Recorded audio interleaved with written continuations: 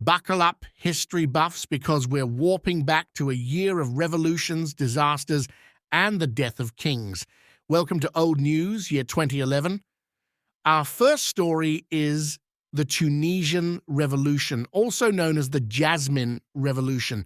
People took to the streets demanding freedom and dignity, toppling regimes and rewriting history books.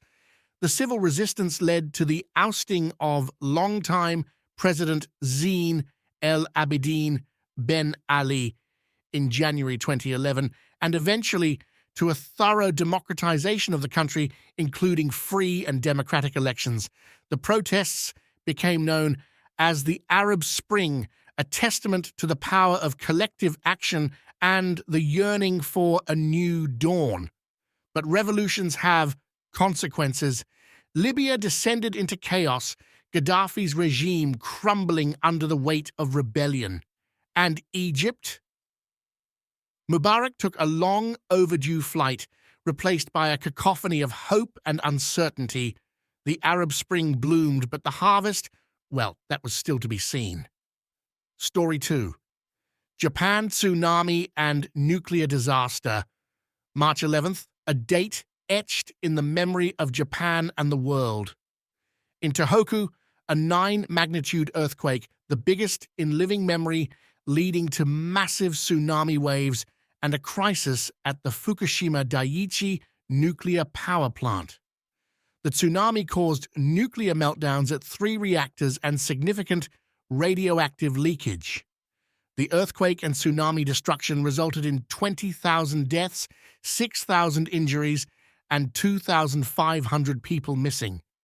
This series of events resulted in the costliest natural disaster in history, with an economic cost estimated by the World Bank at $235 billion. Fukushima became synonymous with fear, a chilling reminder of the power of nature and the fragility of our nuclear ambitions. But from the ashes rose courage. The Japanese spirit of ganbate, meaning persevere, echoed through the streets as they rebuilt, reminding us that even in the face of unimaginable tragedy, the human spirit endures. Story 3. Bin Laden bites the dust. May 2nd, a date that sent shivers down the spines of terrorists and a wave of relief across the globe. Osama bin Laden, the mastermind behind 9/11, met his maker in a daring raid by Navy SEALs.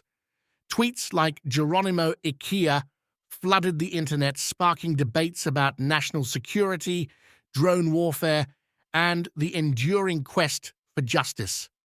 Bin Laden's death wasn't the end of the story, but it was a turning point. The war on terror continued, its definitions shifting like desert sands, leaving us to grapple with the complex legacy of 9/11 and the murky waters of endless conflict. Next, technology news. In the release of the iPad 2, Siri got a bit smarter, the camera got a bit sharper, and we all realized that tablets were here to stay.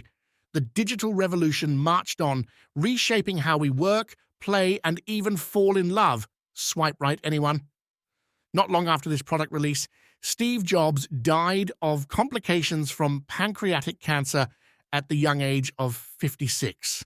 The father of the Apple empire, the man who made technology sexy, left the stage, leaving behind a legacy of innovation and a universe of everything addicts.